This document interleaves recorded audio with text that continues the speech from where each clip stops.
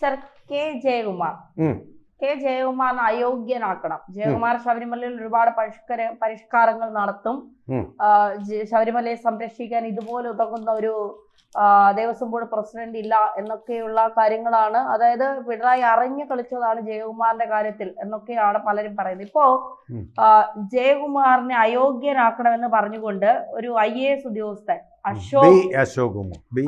അദ്ദേഹമാണ് ഇപ്പൊ കോടതിയിൽ അദ്ദേഹം കോടതിയിൽ കേസ് ഫയൽ ചെയ്തിരിക്കുന്നത്. അതായത് എങ്ങനെയാണ് ഇദ്ദേഹം 2 പദവി ഉപയോഗിക്കുന്നത്? ഒന്ന് Devaswom board president, 2 institute of management in government IMG. ഈ 2 പദവിയും ഉപയോഗിക്കുന്നു എന്നുള്ളതാണ്. അതുകൊണ്ട് ഇദ്ദേഹത്തെ അയോഗ്യനാക്കണം എന്നുള്ളതാണ്. സത്യത്തിൽ ഈ പിണറായി വിജയനെതിരെ തുടക്കത്തിൽ തന്നെ ചില നിലപാടുകൾ സ്വീകരിച്ച ആളാണ് കെ ജയകുമാർ. അങ്ങനെയാണ് എങ്കിൽ പിണറായി തന്നെ കെ ജയകുമാറിനെ പൂട്ടിയതാണോ? കുടുക്കിയതല്ല, ഇത് ഉപകാരസ്മരണ എന്നുള്ള നിലയിൽ അദ്ദേഹത്തിനെ ഏൽപ്പിച്ചതാണ്.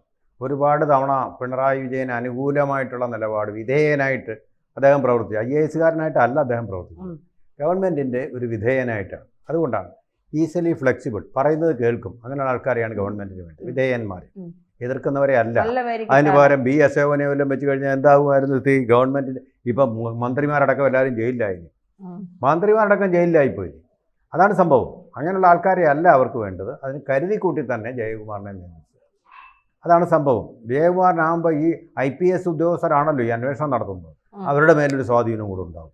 അതും കൂടെ ഉപയോഗിക്കാനും കടകംപള്ളിയിലേക്ക് പോകാതിരിക്കാൻ വേണ്ടി, അപ്പോൾ അതിന് അന്വേഷണത്തിൻ്റെ വഴിക്ക് കടകവിരുദ്ധമായിട്ട് ശകുനപ്പിഴയായിട്ട് കൊണ്ടു നിർത്തിയിരിക്കുക. അപ്പനെ പേടിയുണ്ട്. അപ്പോൾ അത് തടയിടാൻ വേണ്ടിയിട്ടുള്ള ഒരു തടയിടയാണ് ഇദ്ദേഹം എന്നുള്ളത് ആരും സംശയമില്ല. എന്നിട്ട് എന്തിനാ പോയത്? ഇദ്ദേഹത്തിന് അവിടുത്തെ കള്ളത്തരങ്ങൾ എല്ലാം ഇല്ലാതാക്കാൻ വേണ്ടിയിട്ടല്ലേ? കള്ളത്തരം കാണിച്ചുകൊണ്ട് തന്നെയാണ് ജയകുമാർ പോയിരിക്കുന്നത്. ഞാൻ നേരത്തെ പറഞ്ഞിട്ടുണ്ട്, അദ്ദേഹം IMG ഡയറക്ടറാണ്. അവിടെ നല്ല ശമ്പളവും നല്ല ആഹാരവും എല്ലാം, ചതുർവിഭവ സമൃദ്ധമായ ആഹാരമുണ്ട്. അപ്പോൾ അതിൻ്റെ ഒരു അനുഭവം വീണ്ടും അത് തന്നെ ആസ്വദിക്കാൻ വേണ്ടി ആയിരിക്കണം ഇപ്പോൾ ശബരിമലയിലും അത് നടപ്പാക്കിയത്. കാരണം ആഹാരം കഴിച്ച് അതില്ലാതെ വയ്യെന്നായിട്ടുണ്ട്. കാരണം ചതുർവിഭവ സമൃദ്ധമാണ് അവിടെ IMGയിലെ ആഹാരം, ഉച്ചഭക്ഷണം സൗജന്യമായിട്ട് കിട്ടുന്നത്. പരിശീലനത്തിന് വരുന്നവർക്കും പഠിപ്പിക്കാൻ പോകുന്നവർക്കും എല്ലാം സൗജന്യമായിട്ട് കിട്ടും. പോരെ? ഗവൺമെൻറ് എത്ര കോടി രൂപ ഇങ്ങനെ വേസ്റ്റാക്കി തീർക്കുന്നത്? എത്ര പേർക്ക് ആ പ്രമേഹം പോലുള്ള അസുഖങ്ങൾ വരുന്നത് ഇതിൻ്റെ ഫലമായിട്ട്? അങ്ങനെയുള്ളൊരു ഇക്കോ സിസ്റ്റമാണ് അവിടെ ഉള്ളത്. ആ ഇക്കോ സിസ്റ്റം ശബരിമലയിൽ പറിച്ചു നട്ടതാണ് 4 നേരം. ഇതൊക്കെ കഴിച്ചു കഴിഞ്ഞാൽ പോകാൻ ടോയ്ലറ്റ് വല്ലതും ഉണ്ടോ? ആവശ്യത്തിന് വെള്ളം വല്ലതും ഉണ്ടോ അവിടെ? അങ്ങനെയുള്ള സ്ഥിതിവിശേഷം ഇദ്ദേഹം ഉണ്ടാക്കിക്കൊണ്ട് വന്നതാണ്. മനസ്സിലായില്ലേ? അതിന് വേണം ഇപ്പം മനസ്സിലായതിൻ്റെ കാര്യം. ഈ സാധാരണഗതിയിൽ നമ്മളൊരു പോസ്റ്റിൽ നിന്ന് വേറൊരു പോസ്റ്റിലേക്ക് പോകുമ്പോൾ, ഇപ്പോൾ തന്നെ ഈ ചാനലിൽ നിന്ന് വേറൊരു ചാനലിലേക്ക് പോകുകയാണെങ്കിൽ ഇവിടുന്ന് രാജിവെച്ചിട്ട് അല്ലെങ്കിൽ അറിയിച്ചിട്ടല്ലേ പോകാൻ പറ്റൂ? അങ്ങനെയല്ലേ ചെയ്യേണ്ടത്? ഈ ചാനലിലും ആ ചാനലിലും കൂടെ വർക്ക് ചെയ്യുക എന്ന് പറഞ്ഞു കഴിഞ്ഞാൽ അത് നമ്മുടെ എത്തിക്സിനെതിരല്ലേ? നിയമം അവിടെ വയ്ക്കട്ടെ. എന്നിട്ട് അപ്പോൾ അശോകന് ഈ കാര്യങ്ങളൊക്കെ വ്യക്തമായിട്ട് അറിയാവുന്നവരാണ്. ഇയാളുടെ കള്ളം പൊളിച്ചു കാണും അശോക്. ഇയാൾ വലിയ പരിശുദ്ധനാ, പുണ്യ ആളനാണെന്നൊക്കെ പറഞ്ഞുകൊണ്ടിരുന്ന ആൾക്ക് ഈ കള്ളൻ എന്ന് പറയുന്നില്ല, കള്ളമാണ് കാണിച്ചത് എന്നുള്ളതൊന്നും സാധാരണഗതിയിൽ IAS ഉദ്യോഗസ്ഥനാണ്. നമ്മളെക്കാളിലൊക്കെ വിവരം ഉണ്ടാവേണ്ട ആളല്ലേ, അല്ലാതെ വിവരമില്ലാത്ത ആളല്ലല്ലോ അദ്ദേഹം അവിടുന്ന് രാജിവെക്കാതെ തന്നെ ഇവിടെ വന്ന് ചാർജ് എടുക്കും. അങ്ങനെ 2 പദവിയിലിരിക്കുമ്പോൾ 2 പദവിയുടെ പെൻഷനും ആനുകൂല്യങ്ങൾ കിട്ടും. ഞാൻ പറഞ്ഞുതരാം. IASന്റെ നല്ല പെൻഷനുണ്ട്, നല്ല തോതിലുള്ള പെൻഷനും പെർക്സും ഉണ്ട്, സൗജന്യ ചികിത്സയുണ്ട് CGHS വഴിയുള്ളത്. ഒന്നത്. രണ്ടാമത് നല്ല ശമ്പളം കൊടുക്കുന്നുണ്ട് IMG ഡയറക്ടർ എന്നുള്ള നിലയിൽ. ഒരു IAS ഉദ്യോഗസ്ഥനാണ് അവിടെ ഇരിക്കേണ്ടത്. IASലുള്ള ആൾ, റിട്ടയർ ചെയ്ത IAS ഉദ്യോഗസ്ഥനുള്ള പോസ്റ്റ് അല്ല. TN ജയചന്ദ്രനൊക്കെ ഇരുന്ന പോസ്റ്റ് IASലായിരുന്നപ്പോഴാണ് അദ്ദേഹം ഇരുന്നത്. IASലായിരിക്കുമ്പോൾ നിയമിക്കേണ്ട പോസ്റ്റാണത്. Government institute of management in government ഉദ്യോഗസ്ഥർക്ക് പരിശീലനം നൽകാനുള്ളതാണ്. റിട്ടയർ ചെയ്ത ഉദ്യോഗസ്ഥന് കൊടുക്കാനുള്ള പോസ്റ്റല്ല. റിട്ടയർ ചെയ്തുകൊണ്ട് അവിടെ ഇരുന്നു. അത് തന്നെ ഒരു കള്ളത്തരമാണ്. അതിപ്പോൾ ട്രിബ്യൂണൽ, കേന്ദ്ര ഗവൺമെൻറ് ട്രിബ്യൂണൽ അത് കേസായി കിടക്കുകയാണ്. ആ കേസ് ഇപ്പോഴും ഉള്ളപ്പോഴാണ് ഇവിടുന്ന് രാജിവെക്കാതെ നേരെ ശബരിമലയിൽ പോയി. ശബരിമലയിൽ പോയിട്ട് ശബരിമലയിൽ നിന്ന് ശമ്പളം വാങ്ങിക്കുന്നില്ലെന്നാണ് ഇദ്ദേഹം പറയുന്നത്. അതിലൊരു കാര്യമില്ല. ശബരിമലയിൽ ശമ്പളമല്ല കൂടുതലുള്ളത്, കിമ്പളമാണ്. കിമ്പളം കൂടാതെ അലവൻസുകളും ധാരാളമായിട്ട് കിട്ടുന്ന ഒരു സ്ഥലമാണത്. കാരണം അവിടെ മുറി കിട്ടാൻ വേണ്ടിയിട്ടും അവിടെ പെട്ടെന്ന് ദർശനം നടത്താൻ വേണ്ടിയിട്ടും ഒക്കെ ഉള്ള വലിയ സ്വാധീനങ്ങൾ വരും. ചിലപ്പോൾ പണം തന്നെ കൊടുക്കും. അതൊക്കെയാണ് അവിടുത്തെ പ്രധാന വരുമാനങ്ങൾ. അറിയാമല്ലോ, അയ്യപ്പന് കൊടുക്കുന്ന വഴിപാടിൻ്റെ ചിലവിനേക്കാൾ കൂടുതൽ അവിടെ ദേവസ്വം ബോർഡിൽ ഇരിക്കുന്നവർ അടിച്ചു മാറ്റുന്നുണ്ട്. കാരണം തിരക്കൊക്കെ വന്നു കഴിയുമ്പോഴാണ്. അതുകൊണ്ടാണ് ഇവരെപ്പോഴും തിരക്കുണ്ടാവാൻ എപ്പോഴും ശ്രദ്ധിച്ചുകൊണ്ടിരിക്കുന്നത്.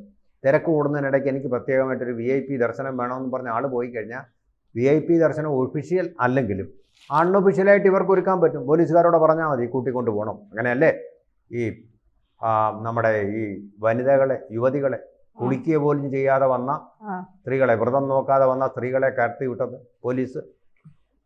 അറിയാമല്ലോ, റഹ്ന ഫാത്തിമയെ പോലുള്ള തുടങ്ങിയ ദുർഗകളെ ഒക്കെ അങ്ങോട്ട് കടത്തിവിട്ടത്. അങ്ങനെയാണ് ഇവിടെ കടത്തിവിട്ടത്. മനസ്സിലായോ? പോലീസല്ലേ പറഞ്ഞത്. അങ്ങനെ കടത്തിവിടാൻ പറ്റും പോലീസ് വിചാരിച്ചാൽ. അങ്ങനെയുള്ള കൈക്കൂലി തടയും. പിന്നെ പെർക്സ് ആണ് അവിടെ കൂടുതൽ. TA, കാറിൽ പോകുന്നതിൻ്റെ അലവൻസ്, പെട്രോളിൻ്റെ അലവൻസ്, കൺവേയൻസ് അലവൻസ്, ഇതൊക്കെ ലക്ഷക്കണക്കിന് രൂപയുടെ വരുമാനം പ്രതിമാസം കിട്ടും. എഴുതി കൊടുത്താൽ മതി. കാറ് സ്വന്തമായിട്ട് കിട്ടും. ഇതൊക്കെ പിന്നെന്താ, വരുമാനമല്ലേ? അപ്പോൾ ആ പദവിയിലിരുന്നുകൊണ്ട് ഈ പദവിയിലിരുന്നുകൊണ്ടും റിട്ടയേർഡ് IAS പദവി ഇരുന്നുകൊണ്ടുമുള്ള വരുമാനങ്ങൾ 3 സോഴ്സ് ഓഫ് ഇൻകംസാണ് കിട്ടിക്കൊണ്ടിരിക്കുന്നത്. മനസ്സിലായത്? അതും വാങ്ങിച്ചിട്ട് ഞാൻ പറയാതെ അവിടുന്ന് ശമ്പളം വാങ്ങിക്കുന്നില്ല. ആരെയാണ് ഇയാൾ വെട്ടികളാക്കുന്നത്? മനസ്സിലാവുന്നില്ലത്. അപ്പോൾ ഇദ്ദേഹം ശരിക്കും പറഞ്ഞു കഴിഞ്ഞാൽ കള്ളന് കഞ്ഞി വെച്ച് കൊടുക്കുകയാണ് അവിടെ ചെയ്യുന്നത്. കള്ളനിപ്പം കഞ്ഞി എന്ന് പറയാൻ പറ്റത്തില്ല, കള്ളന് ചതുർവിഭവ സദ്യ ഒരുക്കി കൊടുക്കുകയാണ് ചെയ്തുകൊണ്ടിരിക്കുന്നത്. ഭക്തന്മാർക്ക് അതൊന്നും വേണ്ട.